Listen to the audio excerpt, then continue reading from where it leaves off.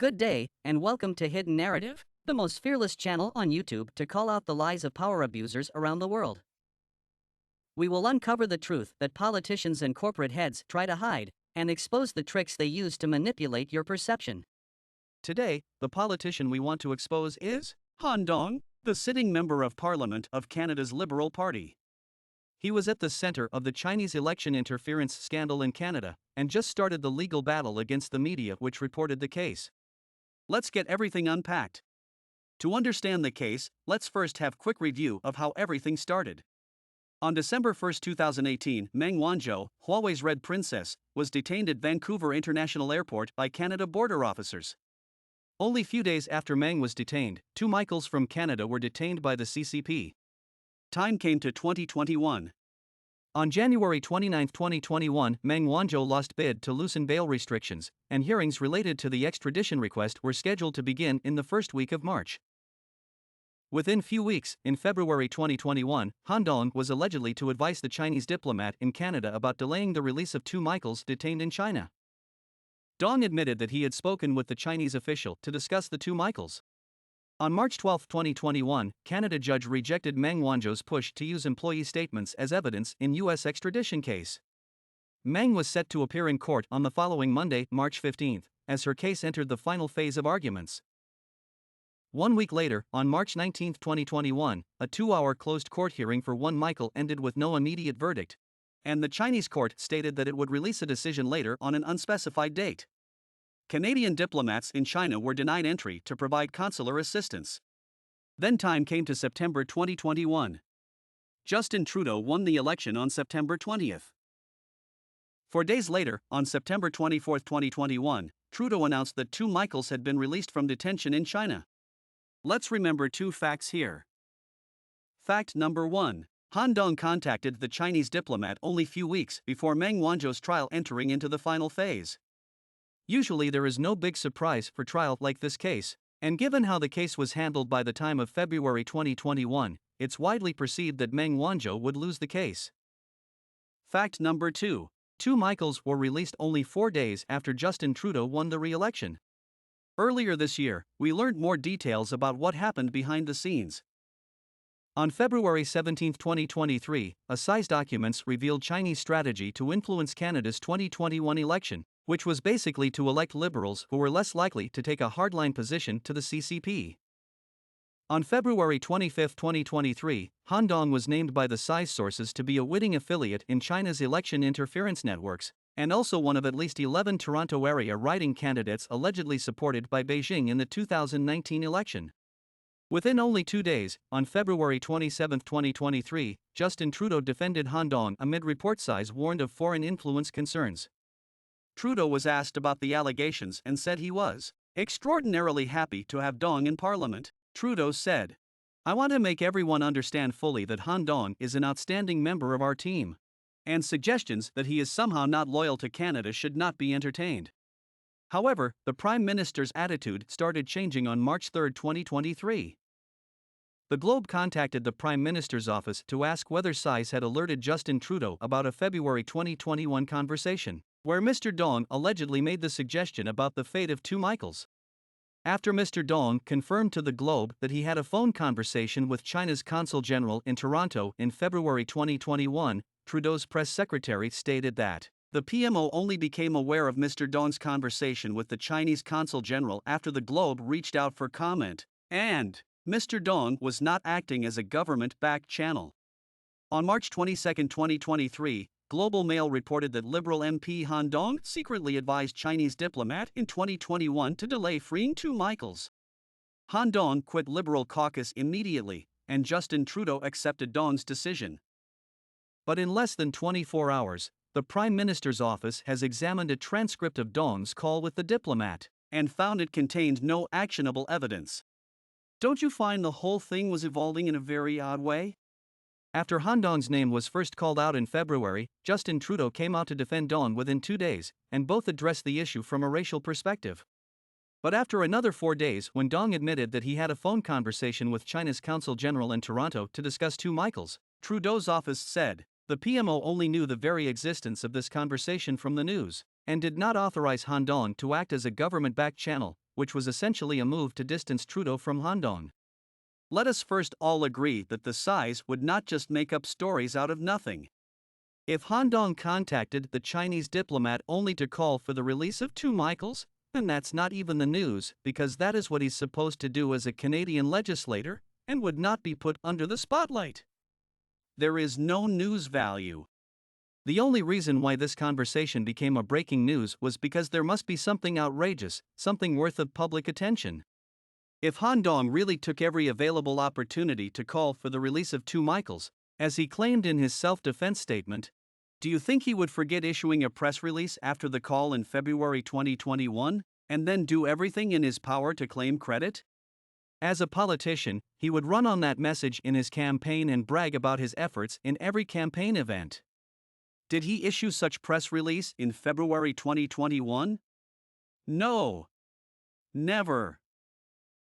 He acted as if nothing ever happened afterwards. He never talked about the conversation until last month when he got exposed. If the PMO's office didn't have any knowledge about the call until the news came out last month, that means Dong did not even inform the Prime Minister, whom he's supposed to serve with loyalty. That means it's a secret call that should be hidden not only from the public eyes, but from the Canadian government. As a member of Canadian government, what is he trying to hide? The question itself tells us something, or maybe everything. Even if your trust on size is limited, don't forget this accusation against Dong was basically claiming a sitting member of parliament committed treason. If not having anything in hand, why would size have any incentive to get itself into a trouble like this? For an allegation like this one, they are not just confronting Dong, but challenging the ruling party, and maybe even the most powerful man in this country. The odd part is, when Dong contacted the Chinese diplomat in February 2021, he was only elected to the parliament for more than a year, and did not hold any cabinet positions. This means Dong, a newcomer to Ottawa, was not the decision-maker on two Michaels' case or on any foreign policy issues. He had no power over the fate of two Michaels. Trudeau's press secretary also confirmed that Dong was not authorized to act as government's back channel. Then the question is, why would he initiate the conversation with a diplomat from a hostile regime that took two Canadians as hostages? What is in it for him to do that, especially when he could not even promote it and take credit? Why would a Chinese diplomat who is contemptuous of Canada take a backbencher like Dong seriously? Chinese diplomats would never waste a second on a useless person. Then why? The only logical answer to this question, given what we know by far, is that Dong is just the messenger. He initiated the conversation to convey the message for the real decision-maker on two Michaels' case. Now it comes to the real question. Who is the real decision-maker behind Dong? More importantly, given the timing of two Michaels' trial in China in March 2021, which was held days after Meng Wanzhou's extradition case, and given the timing of two Michaels' release only 4 days after Liberals won the election, Dong's advice to Chinese diplomat, if proved to be true, did make a difference and successfully delayed the release of two Michaels. As we just said, he was just not in the position of power when it comes to foreign affairs, but his advice made a difference. Who empowered him? We only have theories based on logics, but not answers backed by evidence. The only thing we could propose is when we try to find out the truth, the closest path to truth is through one question. Who benefits? We will leave the question open, and we know this case is far from the end. One day, we will get the answer. Instead of exercising our thoughts on various theories, let's work on what we have. Let's zoom in and take a close look at Dong's self-defense statement. It's a short statement, carefully worded, but revealed much more than you thought about Dong and the Chinese Communist Party. In Han Dong's own words, he said, "My father arrived in Canada in August 1989, 2 months after Tiananmen Square." Your psychological assumption would be, Dong's father probably hated the communist regime in China, so he left China immediately after the Tiananmen Square massacre in 1989. With such family background, Dong, by default, hates the CCP and could never work for the CCP. But the truth is that Dong's father left China for Canada 2 months after Tiananmen Square massacre in 1989 does not mean Dong's family had anything to do with China's pro-democracy movement in 1989, nor imply his family's attitude to the CCP. On the contrary, those who managed to come to Canada from mainland China within 2 months after the Tiananmen massacre were most likely the most privileged ones in China. Yuan Mu, a senior communist politician who built up his entire political career on attacking the US and Western democracy, and was notorious for his statement that nobody had died in Tiananmen Square after Chinese military rolled out tanks, sent his daughter to the US only 4 months after his party slaughtered countless courageous young men longing for freedom. Compared with those privileged party members and their affiliates, China's pro-democracy activists, even those who managed to escape mainland China in the end, were either in prison or in exile during the first few years following 1989. Even for the luckiest ones who were rescued by Hong Kong people through the famous Operation Yellowbird, it still took them years to relocate and finally settle down in the West, most in the US, United Kingdom, and few in France. We are not here to speculate why Dong's father chose to migrate to Canada, but to point out a simple fact. The timing of Dong's father's arrival in Canada does not necessarily suggest he's a supporter of the pro-democracy movement at that time, though your brain may lead you to create the linkage between these two separate events and think in this way. The truth in China in the summer of 1989 was quite simple, though very sad, and could be concluded by using the common sense.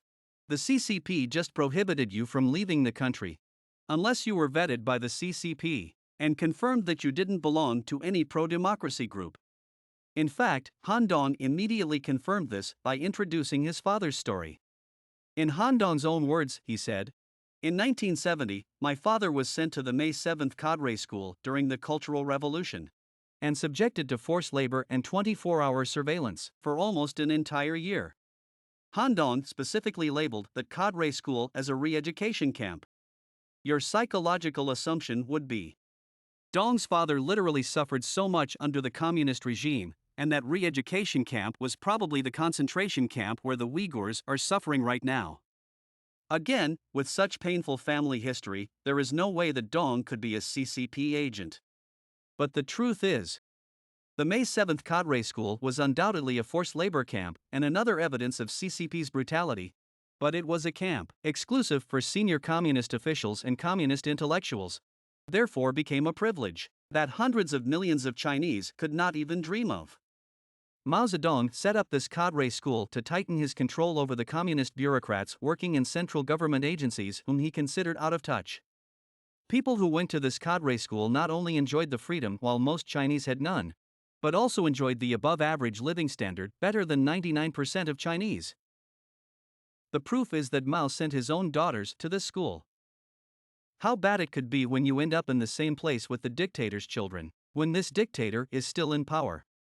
It would be unfair to downplay what Dong's father might have experienced in that school, but it would be an insult for a generation of Chinese who wasted a decade of their golden years in real hell, while Dong attempted to compare his father's privileged past to the unthinkable suffering of ordinary Chinese people. Numerous memoirs published by witnesses of the May 7th cadre school proved that the worst nightmare in this cadre school was the emotional damage caused by your communist comrades who chose to play dirty politics and stab you in the back. So, it is the Hunger Game for communist politicians. China's former Minister of Culture, who spent more than 3 years in the May 7th cadre school in Xinjiang, where genocide against Uyghurs is now taking place, recalled his life at the cadre school in 1971 as follows. "The air on the desert is pure, extremely transparent, and the moonlight and stars are bright and clean at night. Being in it is a kind of enjoyment. Whenever a theatrical performance is held, on the Gobi Desert, singing loudly under the bright moon, everyone's joy is beyond words, and they all praise that it is a lot of fun to drink the nectar, watch the spring, take the fairy medicine, and enjoy the grace of heaven."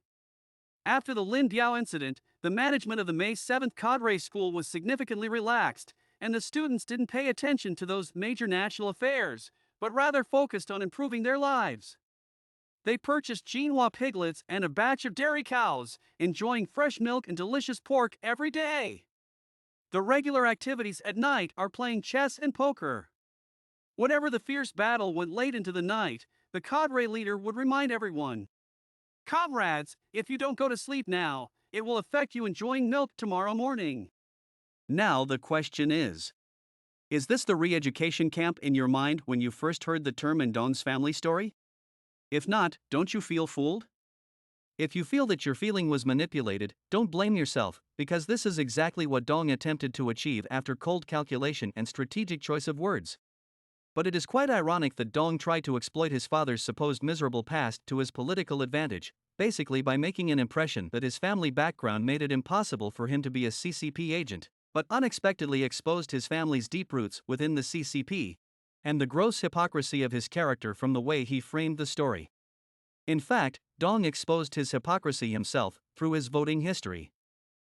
When we evaluate a politician, looking at what he has done is important, but what he has never done could be more important.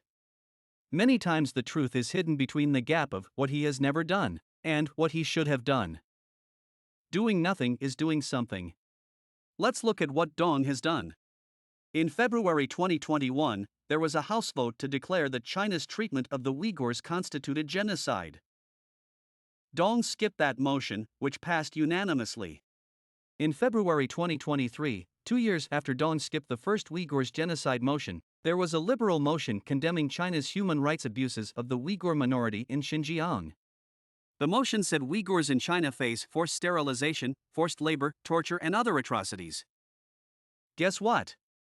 Dong voted before and after this Uyghur genocide motion, but skipped the show of hands on the Uyghurs again. The motion was passed unanimously. If Dong's father did suffer in that communist retreat camp, and Dong truly cares about the inspirations, the legacy his father passed to him, the last vote he shall skip was the Uyghurs genocide motion. Uyghurs in Xinjiang are being tortured, Uyghur children were separated from their parents, Uyghur culture was being destroyed. Uyghur people were suffering probably in the same place in Xinjiang, where Dong's father and his communist comrades were debating about how to enjoy fresh milk and delicious pork. Uyghur people are dying, and Dong just conveniently skipped all the votes that gave him the chance to offer the minimum level of support. If the first time Dong skipped the motion because he couldn't hold the pee, then don't tell us that the second time his urinary system just interfered again, at such a perfect timing, simply to rescue him from a vote that could piss off the CCP. The calculation behind Han Dong's decision to share his family story was to present you an oversimplified logic. My father was mistreated by the CCP, so it's impossible for me to work for the CCP or have any favorable view to the CCP. But the truth is, this is a classical fallacy of causation, and the best example is Xi Jinping, China's new emperor. During the Cultural Revolution, Xi Jinping's father was tortured and humiliated for more than 10 years. Xi Jinping himself was also sent to the most undeveloped rural area for re-education. With such family background and personal experience, people widely assumed that it's impossible for a man like Xi Jinping to bring China back to the Mao's era. Now we all know what happened. Every Chinese who fell for that fallacy and choose to trust the government is now paying a heavy price for wishful thinking. Every Canadian who fell for that fallacy and choose to invest in China is also paying a heavy price for wishful thinking. If Han Dong plans to rescue himself from his close ties to the CCP, an unverified family story with broken logic and misleading implication is far from enough. The real proof is to show his constituents, show all Canadians where his bread is buttered. Now, let's follow the money. Han Dong's wife, Sophia Chow, is sitting on an executive position at iQIYI, a Chinese internet company well known for its draconian censorship, dystopian propaganda, and unquestionable loyalty to the CCP. iQIYI is not just another Chinese company. It is one of the first Chinese internet companies to implant a CCP unit into the corporate governance structure, dating back to 2014. iQIYI strategically positioned itself as an internet company dedicated to the mission of protecting the CCP's ideological security.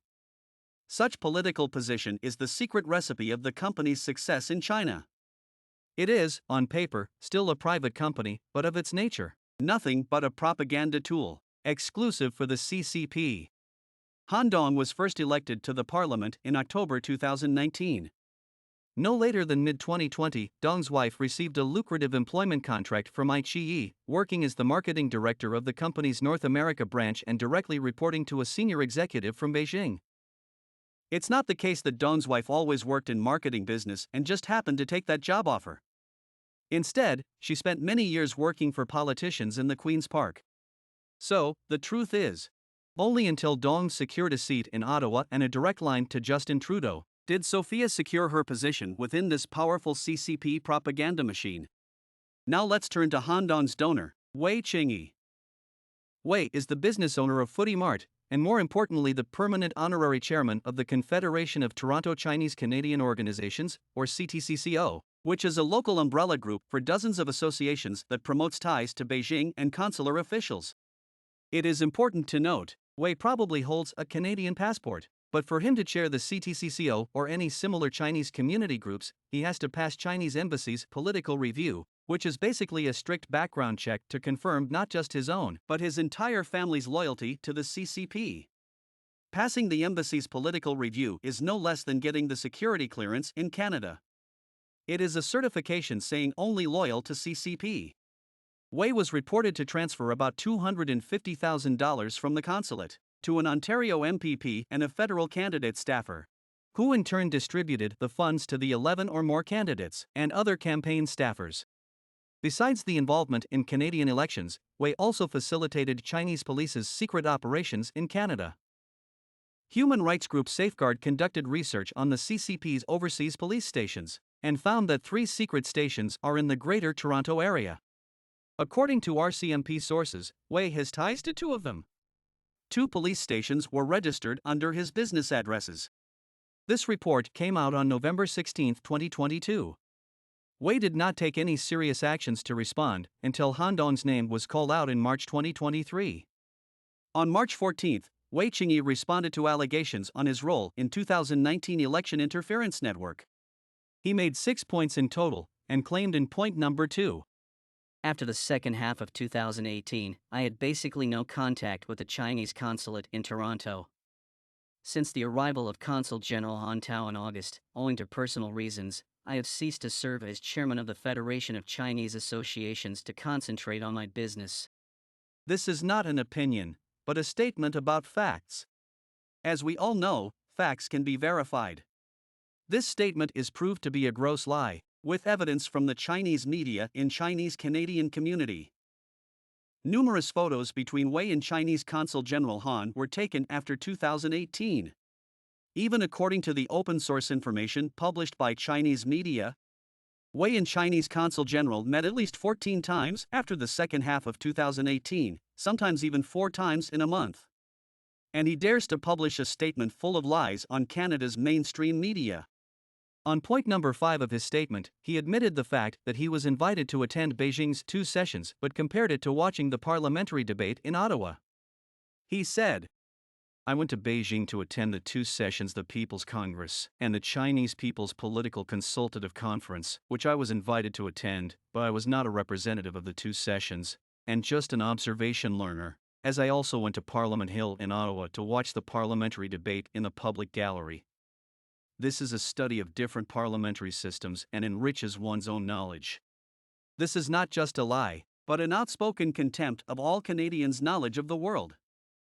In a totalitarian regime like China, anyone who gets invited to the 2 sessions must have close ties to the CCP and a proven record of loyalty to the Communist Party.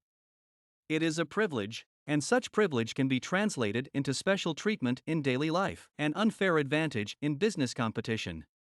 Even Wei Qingyi himself cannot help showing off the invitation letter he received from Xi Jinping and bragging about his political privilege in his own social media. Now in Canada, he started comparing it with the parliamentary debate in Canada that is literally open to the public, the people. If that is not an insult of our democracy, then I don't know what's that is. If Han Dong was the pick of this man, a liar who acted recklessly to insult Canadians, then the question is, what did he see from Han Dong? And what did he expect from Han Dong when he wrote a check to Han Dong's campaign? For a businessman like him, and I quote, "who is more interested in doing business than anything else," end quote, he would not donate a single penny to any politicians if he could not get something back in return. What is his return from Han Dong? On the report about Dong, there is a very interesting detail. The codename Size gave to Han Dong is Scarecrow. And Dong's response to the codename are, "I don't know what that means. Not for a second do I not consider myself a Canadian." But the truth is, from this picture, it is quite obvious to us that you did not consider yourself a Canadian when you wore a communist red scarf and saluted the Chinese Communist flag as a Canadian MP. If wearing a red scarf was out of courtesy in that so-called context, then salute with a communist red scarf was certainly not. Your Canadian colleague certainly did not do that. Dong spent his early formative years in communist China, with a full primary school education under communism. Chinese primary schools sign every kid up to the CCP's youth organization. Whether you like it or not, wearing a red scarf and saluting to the communist flag is mandatory for your daily life throughout your 6 years in primary school. Dong was no exception and had to do this again and again for 6 years. So, Dong had no excuse to justify such behavior by saying, "I don't know." And according to his most recent statement, his entire family was so traumatized by the communist rule that they had to leave the country for freedom. I bet being forced by a big brother to wear political symbols when you were only 6 years old is certainly an unpleasant, if not traumatic experience. Then why did he look so happy when he had to recall and repeat his painful past? It does not make any psychological sense unless the past was not painful but privileged. Another fact is that Dong spent his entire career in politics, and it's just unimaginable for a political animal like Dong to not realize the strong political meaning behind such gesture, especially given the fact that he was visiting as a Canadian politician. So, the right question here is, why did Dong still choose to do that? The simple answer, though it is an answer that could make most Canadians uneasy, is because he's in China, and that's probably the safest time for him to pledge allegiance to those whom he truly answers to. It is because he felt that his Canadian constituents would never see the photo, and never know what he did in China. You don't have to understand Chinese language to know how the stories about him would be told in Chinese media. He was definitely not introduced as a proud Canadian or a Canadian patriot. When you face a credibility crisis, the least you shall do is to be genuine. If Han Dong's wife is still on the CCP's payroll for her contribution to CCP's propaganda, Han Dong's donor is telling blatant lies on global news, and Han Dong was still trying so hard to manipulate your cognitive perception in his self-defense. That tells everything about this man. His self-defense statement is essentially saying 3 words. I did it. After so many lies and cover-up, Han Dong still had the brass neck to say, "The truth will protect us. I can look at myself in the mirror and know, with full certainty, that I have the truth on my side." We want everyone to remember those statements. Remember those statements. They bring hypocrisy to a new level, just like how the CCP brings disinformation campaign to a new level. More than that, they shows Han Dong's contempt on Canadian people's judgment. As Dong Valley North residents, it is time to ask ourselves, is this the MP we want to elect to represent our community? Now if you Google Dong Valley North, the community's name is literally associated with Dong and the CCP. We cannot allow the brand of Don Valley North to be tarnished by the CCP, and our community to be viewed as the home base of CCP agents. This is not an Ottawa's matter, this is a Don Valley North matter. Immigrants from all over the world come to Canada for a better life, for freedom. Any representative we put into the public office has one job, and one job alone, to work for our freedom. If a representative fails to do that, I don't care about the excuse, but whoever let us down will never get our vote. Though the controversy around Han Dong concerns us, what concerns us even more is Han Dong's response. Actually, not just him, but his political allies who all have problematic track records when it comes to integrity, ethics, and ties to foreign government. Let's just call out their names. Vincent Khoo, Ontario's MPP who recently stepped down from PC caucus, because he's also involved in China's election interference. Michael Chan, former Ontario cabinet minister, who always repeated Beijing's talking points, and smeared all courageous young men who protested for freedom in Hong Kong. And no surprise, another key figure in the election interference probe. Victor O, the only Canadian senator who repeatedly breached Senate ethics code by taking free trips to China covered by the CCP money. Besides their ethnic identity, they all have one thing in common, that is how they respond to any allegations against them. They always play the race card, as if they were called out because of their skin color rather than what they had done. It's not about race, stupid. It's about what you did. We all know when they conveniently label a legit question about their behaviors as an attack to their ethnic identity, the only agenda they have is to not answer the real questions. There is a better word for what they have been playing all the time: identity politics. It is our turn to ask ourselves, for our democracy to function, do we want someone who can advocate for us on issues that affect our daily life, like the ridiculous grocery bills and the right to protest?